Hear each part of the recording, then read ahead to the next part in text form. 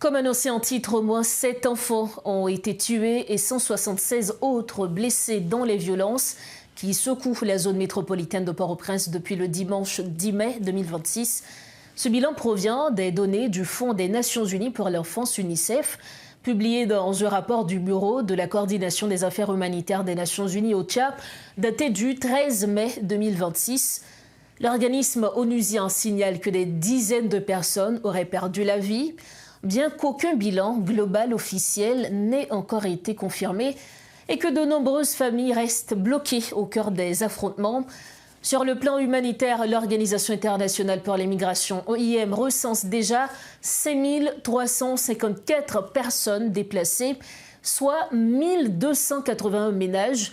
La majorité de ces déplacés s'est regroupée dans 12 sites distincts, dont 58% dans la commune de Delba et 36% dans d'autres secteurs de Cité Soleil. Comment les autorités doivent-elles procéder pour combattre les gangs? Faut-il une réelle implication des forces armées d'Haïti dans cette lutte? Pour commenter l'actualité, l'ex-militaire et citoyen engagé, également porte-parole de l'association des militaires d'Haïti, Ashley Larac, est avec nous. Monsieur Ashley Larac, bonsoir, bienvenue sur le plateau. Bonsoir Rose, bonsoir aux auditeurs, auditrices, Radio Télémétropole. Alors, de nouveaux affrontements entre gangs armés ont contraint des centaines de familles à abandonner leurs maisons. Et justement, aujourd'hui, lorsque vous regardez la situation sécuritaire, monsieur Ashley Larac, est-ce que vous avez une explication au fait qu'aujourd'hui, nous avons la PNH, les forces armées d'Haïti, la Task Force, malgré tout ceci, les gangs continuent d'étendre leur influence? Il n'y a aucune autre explication que, je pourrais résumer à dire l'incapacité des dirigeants à nous donner une solution. Puisque la plupart de ces mouvements-là, ce sont des choses qui ont été prévues. Donc je ne comprends pas que, justement, elles ne soient pas contrées à temps. Parce que pendant les affrontements à Cité Soleil, je suis bien placé pour vous en parler, puisque je travaille au parc industriel de la Sonapi, donc les gens se sont réfugiés devant la Sonapi. Ouais. Donc je vis l'horreur tous les jours. Avant les affrontements, il y avait des rumeurs de problèmes entre les gangs, entre les différents gangs. Donc ils auraient pu, de toute manière, prévenir cette catastrophe. Pendant les affrontements, il n'y a rien eu pour aider ces gens-là. Et la plupart des gens qui ont fui durant la nuit, qui se sont réfugiés au parc industriel, ont été... Et ces gens-là ont été eux aussi manipulés. Puisque... Manipulés par qui? Je ne sais pas, mais il y a quand même on voit une main politique derrière ce genre de choses. Puisque des gens qui fuient leur zone de résidence ne vont certainement pas perdre leur temps à chercher des pneus pour les mettre au milieu de la rue et acheter des gallons de gasoline, puisqu'ils ont autre chose à faire de leur argent, ils survivent. Mais non, est-ce que ce n'est pas pour protester justement? Ils ont ras-le-bol de tout ce qui se passe. Écoutez, avoir ras-le-bol, non, je comprends, et la plupart des gens sont fatigués de la situation. Mais ça ne veut pas dire qu'ils vont prendre de leur argent et s'acheter un gallon de gasoline à 850 gourdes pour pouvoir enflammer un pneu. Bon, certains diront, puisque les autorités généralement n'entendent que la violence. Donc ils sont obligés d'utiliser la violence en termes de bruit, en termes de slogans, et de toute manière, elle est compréhensible et elle est normale. Mais quand on voit les choses systématiques et une répétition des gestes de violence d'avant, c'est-à-dire des pneus enflammés justement, qui nécessitent une certaine stratégie, un savoir-faire et de l'argent. Parce que je passe de ce côté tous les jours. Il n'y a pas de pneus usagés dans la zone. Il faut aller les chercher en quelque part. Donc quelqu'un aurait fui sa zone de résidence en catastrophe et serait venu et dans la zone des Trois-Mains, aurait perdu son temps, ou pris de son temps pour aller chercher des pneus un peu plus loin, jusqu'à dans le carrefour de DHL, revenir avec, acheter un gallon de gasoline en pleine nuit et commencer à enflammer des pneus. Ah non. Donc, si l'on comprend bien, il y a une main politique derrière ces affrontements qui se font déjà. Donc, déjà, non. Avec les affrontements, et puis pour ces personnes qui sont réfugiées. Je ne dirais pas qu'il y a une main politique derrière ces affrontements, ce qui est presque évident, mais je préfère dire qu'il y a une utilisation du résultat des affrontements des gangs par un secteur politique. C'est-à-dire, il y a un secteur politique qui surenchère cette catastrophe pour pouvoir faire passer son message politique. Dans quel objectif, selon vous? Forcer le Premier ministre à partir? Monsieur Fils-Aimé n'a pas que des amis. Donc il est évident que le gouvernement, les ennemis du gouvernement actuellement, vont secouer ce gouvernement autant qu'ils peuvent. Et c'est une manière de le faire en utilisant un mouvement de désespoir populaire et en l'instrumentalisant de manière à ce que ça devienne une protestation comme celle que nous avons l'habitude de voir, avec des pneus enflammés, des jets de pierre et toutes sortes de choses. Donc si l'on comprend bien cette situation, on ne peut pas la mettre dans le cadre de l'insécurité généralisée, les gangs qui... Oui, non. Elle fait partie de l'insécurité généralisée. C'est pour vous dire qu'il n'y a pas que le désespoir, il n'y a pas que les bandits à créer cette insécurité. Il y a une instrumentalisation des actes de banditisme par un secteur politique, donc qui entretient ces actes-là. Mais comment l'identifier? Comment identifier ce secteur politique? Bon, ça, c'est le travail. Si nous avions un service d'intelligence, ils auraient très certainement pu identifier la main. Mais comme tous les gouvernements qui se sont succédés jusqu'à présent peinent à créer un service d'intelligence efficient, bon, voilà. Alors, le tableau sécuritaire est plutôt sombre dans le pays depuis quelques jours déjà. Donc, certains se posent la question, où se trouve le problème? Est-ce un manque de moyens? Puisqu'on parlait de la mission multinationale qui n'a pas eu les moyens escomptés.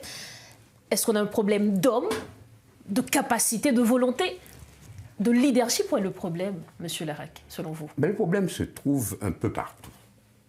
Il y a très certainement un problème de leadership, puisque nous n'arrivons pas à canaliser les compétences et nous n'arrivons pas à prendre les décisions qu'il faut.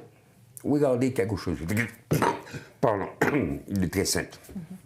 Regardez les constructions sur les trottoirs. On accuse les mairies de ne pas pouvoir ou d'avoir accepté que des maisons soient construites sur les trottoirs. Les petits commerces, que ce soit à Pétionville, à Delma ou un peu partout, tous les trottoirs sont envahis de construction. Mais si vous allez plus loin et si vous menez une petite enquête, ce sont les policiers qui sont propriétaires de ces maisons-là. Certains policiers. Écoutez, on va dire. En face du poste de police de Delma 33, là où se trouve la prison là maintenant, en face de ce poste de police-là, tous les trottoirs sont occupés. Comment se fait-il qu'un poste de police chargé de faire régner l'ordre accepte des constructions sur les trottoirs juste en face de ce poste-là? C'est-à-dire, le directeur de ce poste-là, enfin, le responsable de ce poste-là, passe chaque jour devant des trottoirs occupés qui sont en face du poste. Allez demander pour qui sont les commerces qui se trouvent sur ces trottoirs-là, vous verrez. Les motos qui n'ont pas de plaque d'immatriculation qui circulent, demandez à qui ils appartiennent. Puisque aucun poste de contrôle de police ne les arrête. Ou si jamais il les arrête, il les laisse repartir, parce que le propriétaire est certainement un ayant droit. Qui d'autre qu'un policier pourrait être un ayant droit?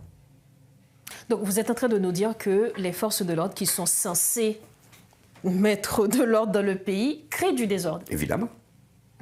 Et particulièrement les policiers. À prendre autre chose. Pour passer le cap de Martissan et envoyer les marchandises dans le sud, on est obligé de charger un bateau. Ça coûte une fortune pour mettre une marchandise sur ce bateau. Une fortune pour faire passer son véhicule. Oui, malheureusement. D'accord. Mais cet argent qui est payé, que ce soit 1 000 $, 2 000 $ américains qui est payé, vous pensez que c'est le bateau qui le touche seulement? Les policiers sont payés, les bandits sont payés. ce commerce lucratif, pourquoi vous voulez que des policiers qui sont en charge du Carrefour puissent vouloir résoudre le problème de sécurité qui leur rapporte de l'argent? Les escortes de containers qui se font tous les jours, les escortes de tankers de gaz qui sortent, parce que vous savez que tankers de gaz ne sortent pas de là où il est sans payer une escorte. Mais cette escorte, ce ne sont pas les policiers seulement qui touchent l'argent de là. Et puis, où est-ce que l'État comptabilise ce qui a été payé? Où est-ce que c'est admis qu'on doive payer une escorte? Donc, si cette corruption a été institutionnalisée, parce que la police est au courant que les propriétaires payent. Même les plus hautes instances, les plus hautes autorités policières. C'est dit régulièrement dans les émissions de télévision, de radio, c'est connu et que c'est payé. On paye pour avoir une escorte de containers pour recevoir une marchandise chez soi quand ça sort de la PN ou quand ça sort du terminal pétrolier. On paye. Donc l'insécurité, c'est comme un business pour certains. Évidemment. L'économie de la sécurité est extraordinaire. À 250 $ le conteneur par 300 conteneurs par jour, imaginez-vous ce qui se passe sur la route. Donc là, lorsque nous regardons la population, c'est sûr que les téléspectateurs, les téléspectatrices vont se dire, là, nous, pourquoi absorti? Nous pas absorti, nous prenons où? S'il n'y a pas un complot citoyen, un complot de gens de bien, si on ne donne pas les moyens pour qu'un chef de la police fasse cesser ce genre de choses et commence, si l'impunité continue comme elle est, si la justice ne sanctionne pas les policiers qui font le travail, eh bien, ceux qui vont subir, c'est la population et les policiers qui sont honnêtes. Il y en a qui risquent leur vie tous les jours. Et les policiers qui risquent leur vie tous les jours, il n'y a pas une médaille, une récompense. Vous et moi, nous ne connaissons même pas leur nom. C'est pas normal non plus. Comment voulez-vous qu'un jeune qui risque sa vie pour une population, pour protéger une population, puisse mourir inconnu? C'est pas normal. Nous ne savons plus valoriser les gens et nous tolérons ce qu'il ne faudrait pas tolérer. Et vous croyez que l'actuel chef de la police, nous parlons de M. Vladimir Parizon, ne pourra pas justement mettre de l'ordre dans tout ce chaos qu'il y a? Vous savez, il ne faut pas un chef de la police. On ne parle que de M. Parizon comme chef de la police et on lui donne la responsabilité de tout ce qu'il y a. Mais il y a quand même un directeur général de, je ne sais pas, du service de logistique dans la police. Il y a un directeur général du service, de l'inspection. Il y a l'inspection générale de la police. Où sont ces gens? Pourquoi ne viennent-ils pas sur les plateaux de télévision expliquer ce qu'ils ne font pas ou ce qu'ils font? On ne peut pas incriminer quelqu'un qui s'occupe de déploiement seulement et ne pas incriminer les autres responsables. On se soucie de changer un directeur alors qu'il faudrait investiguer toute l'équipe pour savoir quels sont les compétents ou les incompétents de cette équipe-là. Quand des blindés, comme ça m'est arrivé à moi, quand des blindés rentrent, et par accident, écrasent une voiture, il y a des responsables. Il faut qu'ils soient dédommagés. Il faut que la personne dont le véhicule a été endommagé soit dédommagée par la police. Il faut que quelqu'un réponde de ça. Mais pourquoi est-ce qu'on doit appeler le directeur général de la police pour ça? Il y a des gens qui sont responsables. C'est toute une équipe, c'est toute une évidemment, il n'y a pas que le directeur général. Et parlant de déploiement, M. Ashley Larrac, nous savions qu'aujourd'hui on parle beaucoup de la force de suppression des gangs qui doit venir justement aider à combattre l'insécurité. C'est déjà ici. Oui, qui est là justement, mais le contingent n'est pas encore complet. Donc on vise 5500 hommes et aujourd'hui on n'a même pas le chiffre exact. Par rapport à cela, vous croyez que cette force de suppression des gangs viendra et aidera réellement à rétablir ce climat sécuritaire? Ou ce sera une mission multinationale 2.0, comme l'a si bien dit le Premier ministre?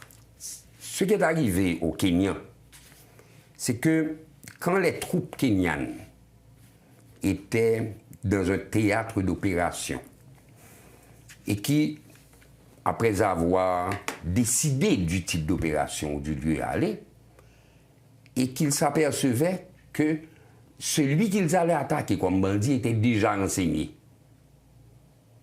Et qu'eux-mêmes, ils risquaient leur vie pour rien. Parce qu'ils s'entendent avec un état-major de police, ils font passer le mot, ils décident d'une stratégie, mais en allant sur les lieux, le bandit est déjà averti qu'ils allaient venir. Et le bandit va pouvoir anticiper. Voilà. Donc, à ce moment, le Kenyan vous dit, écoutez, je ne vais pas risquer ma vie pour les Haïtiens, puisqu'ils me mettent en danger. Donc, ce n'est pas une opération comme ça, c'est un piège. Ce n'est plus une opération. Donc, il est normal qu'après 2 ou 3 tentatives de ce genre, les Kenyans se soient mis un petit peu en retrait et ils sont restés indifférents aux sorts haïtiens.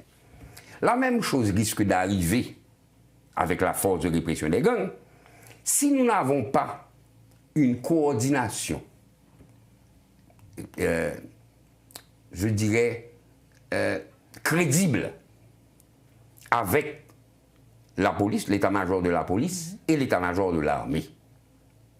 Si nous n'avons pas une coordination crédible, nous n'allons arriver à rien. Mais s'il y a une certaine crédibilité entre ces 2 états-majors, qu'il y a un regroupement des forces ou un commandement unifié qui puisse établir avec nos amis de l'international des stratégies et des théâtres d'opération à effectuer tout de suite, avoir un plan. À ce moment, c'est autre chose, nous allons avoir des résultats très rapidement. Mais il faut aussi pouvoir identifier celui qui donne les informations aux bandits aussi. Parce que sinon, c'est la messiaté, comme dit... Oui, écoutez, il y a moyen, du point de vue militaire, il y a moyen de neutraliser tous les gens qui sont porteurs d'informations. Il y a moyen de neutraliser. C'est pas sorcier. Si on ne veut pas que des troupes connaissent quelque chose, on n'a qu'à ne pas les avertir jusqu'au moment de l'opération. Ils ne pourront rien faire. S'ils n'ont pas de téléphone, mais ils n'ont pas ce genre de choses, c'est fini. Nous ne sommes plus au stade des signaux de fumée. Justement. Bon. Donc ça veut dire qu'il y a moyen, s'il y a une réflexion intelligente et citoyenne à propos du mode, en fait, de la manière de mener les opérations, je suis sûr qu'il y aura des résultats. Je ne suis absolument pas contre les forces multinationales parce que je n'ai pas suffisamment de policiers au combat. Et honnêtement, et de manière très égoïste, je préfère risquer moins de vie haïtienne dans une opération. Mais c'est égoïste et c'est très haïtien, c'est vrai. Monsieur Ashley Larraque, nous allons refermer cette entrevue sur ces mots. Merci infiniment de votre disponibilité. C'était un plaisir. Port-Maillan, merci beaucoup. Voilà donc l'analyse de monsieur Ashley Larraque, porte-parole de l'Association des militaires d'Haïti. Il était l'invité de Maître Nion ce soir.